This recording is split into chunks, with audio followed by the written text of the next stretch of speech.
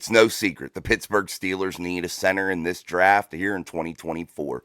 Which one will they choose? There are several that seem to be quality candidates. And which way will they go? Welcome back to Mike Drop Sports here on a Thursday. I'm your host, Jason. Let's dive in to what the Pittsburgh Steelers need to do at this center position. There are several options. Oregon's Jackson Powers Johnson seems to be the front runner in this center's class. Then you look at Zach Frazier, a guy who I think is a quality candidate for that role. Then you look Cedric Van Pran, you look at Graham Barton, a guy that is more of a tackle that has played other positions but projects to be a center inside of this draft. There are so many options. Well, not so many, but there are several options, and I think the Pittsburgh Steelers, where they pick, how this draft will unfold, will be able to gain the services of one of these young men. So the Pittsburgh Steelers yesterday bring in Jackson Powers Johnson for a pre-draft visit. So we saw that. Zach Frazier, he has been at the Steelers facility for a pre-draft visit.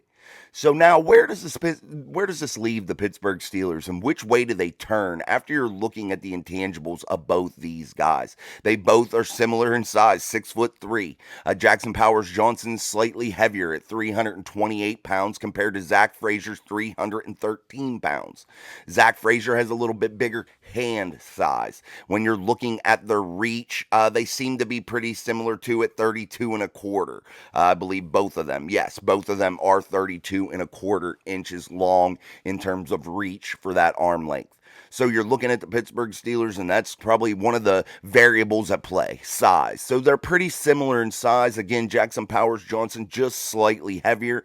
I don't know if 10 pounds really matters either way.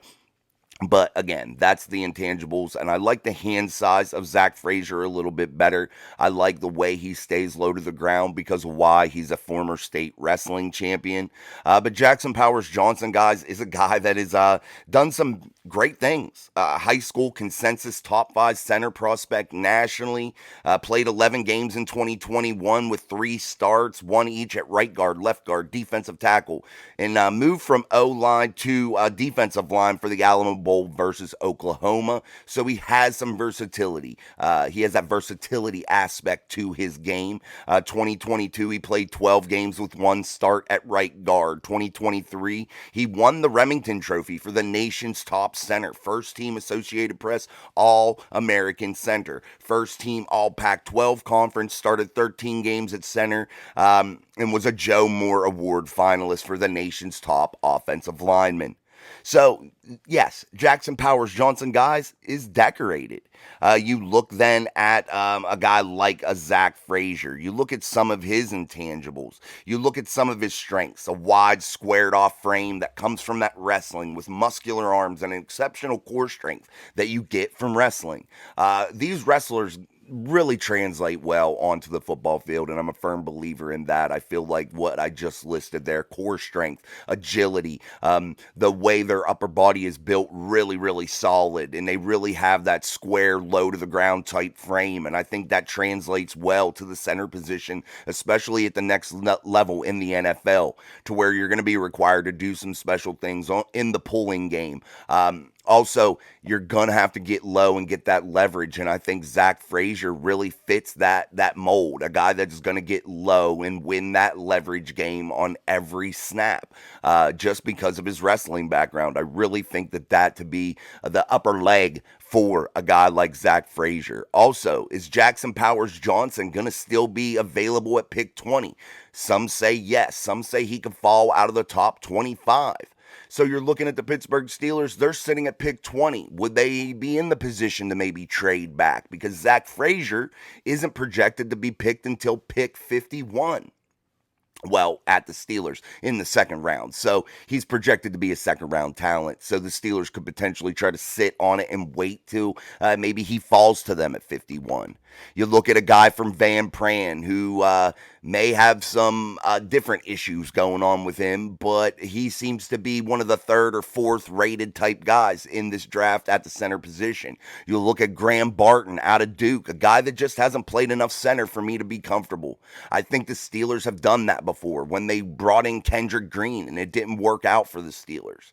So I would prefer to limit the possibilities to these two guys, man. I think that this would be where I would be really aiming here, and I think that that's exactly what the Pittsburgh Steelers are doing.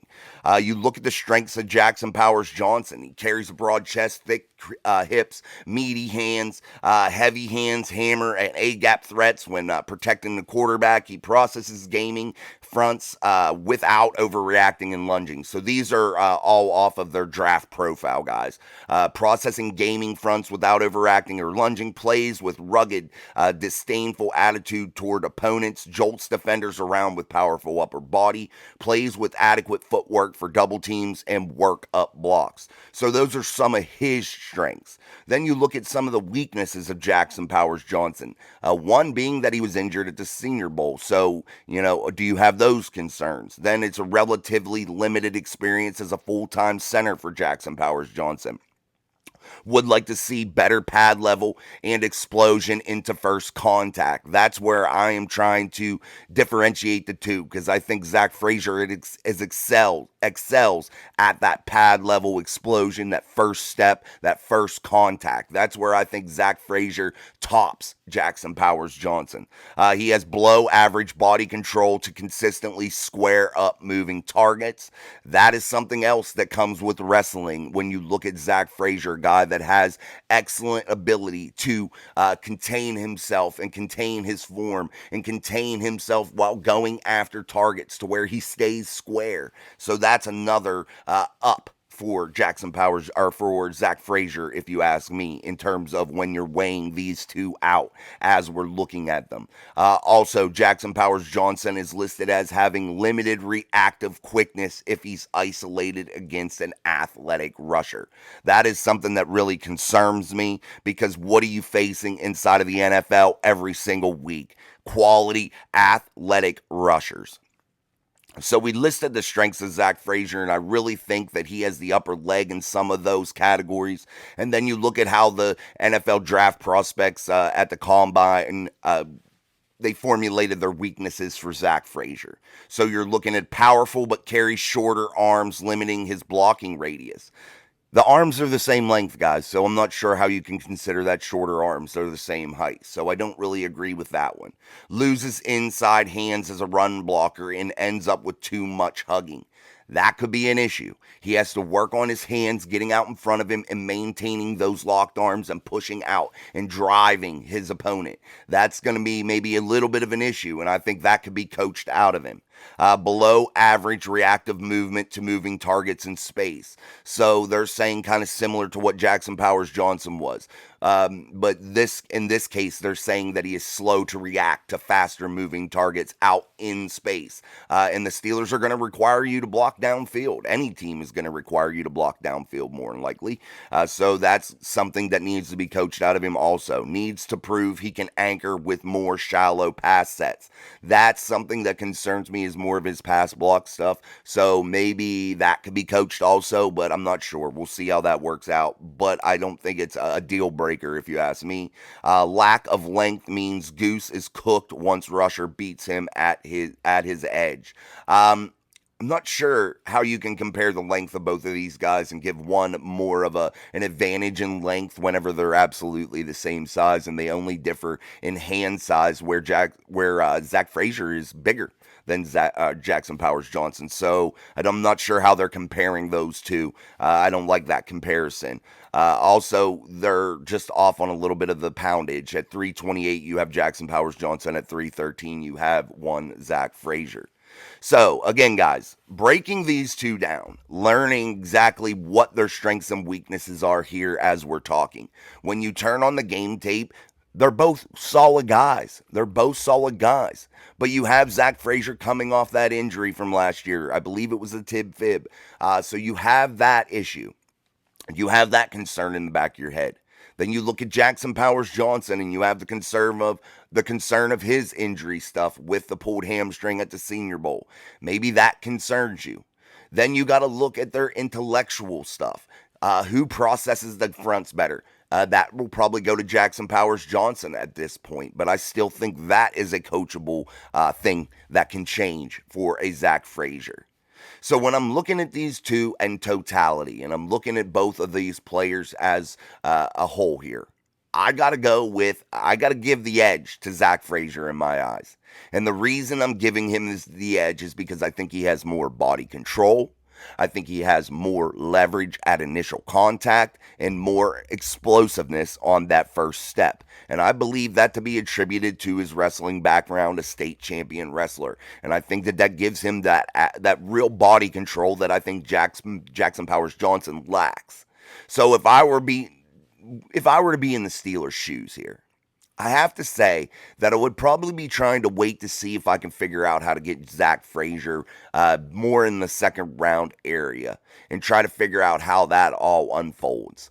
I think that there could be other options. You have Van Pran. There's Graham Barton. I don't know if Graham Barton even makes it out of the first round. So there are other options if you can't get one of these two guys. But I think the Pittsburgh Steelers really need to center their focus on WVU center Zach Frazier. And I think it would be the best fit for them. I think there's a real dog in this kid, and I think that he could really do some special things inside of a Pittsburgh Steelers uniform. I definitely think that he could be a long-term answer. Time will tell. These draft picks, yes, they're tough to pinpoint. They're tough to figure out. They're tough to figure out, who's going to succeed and who's not. If we all had a magic crystal ball, everybody would have great teams and never whiff on draft picks, but we don't. So you have to really analyze them and break them down and kind of get your favorites and kind of roll with it that way. But I think WVU Zach Frazier tops Jackson Powers Johnson in my eyes. I think that Zach Frazier could be that next level center. I think Jackson Powers Johnson is a phenomenal athlete, a phenomenal center, was the nation's best offensive lineman, at least nominated for the award, won the nation's best center.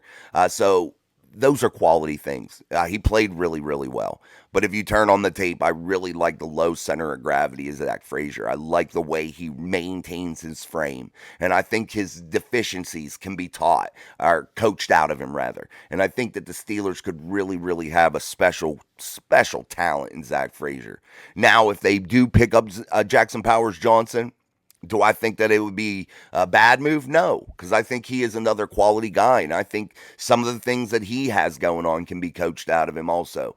But I just really, really like Zach Frazier, and it all boils down to that wrestling background. I really think that gives him that edge. I really, really, truly do. And it makes a mean SOB out of some of these guys, man, especially when you're a wrestler. You're getting cross-faced, you're getting slammed around. It really makes you a tough competitor, and I really think it translates well to the football field, especially for these young guys as they're coming up. It teaches them that aggressiveness, and that's something that you have to learn on your own. You can't teach it to somebody as a coach. You got to let them learn on their own, go out there and gain that experience, and I think wrestling really teaches them how to be that real aggressive monster out there on the football field. All right, guys, let's wrap up the show for today. Don't forget our live show at 6:30 p.m. Eastern Standard Time here on Mic Drop Sports. It's a show, Steel City Live, where we answer basically every comment. We really, really try our best to do that. So stop by, get your voice heard there on Steel City Live. It's one of the better sports shows I feel on YouTube. So make sure you check that out as we incorporate you, the fan, into our daily shows. Also, guys, don't forget our daily uploads. Like this one, and we'll have one tomorrow. And don't forget, Friday we'll be doing our giveaway thing, so we'll do that. And don't forget also, this weekend we may have a special pop-up. We've been having that lately, so don't forget that stuff. And also, 99 cents a month for your membership to Mic Drop Sports gets you entered in all of our stuff here that we do on the channel, and gets you that priority for your comments, questions, and concerns with the loyalty badges. And in the regular season, it gets you a members-only episode every Wednesday. So it's definitely cool to do. And thank you. I appreciate it. Until next time, I'm Jason. This is Mic Drop Sports. Peace.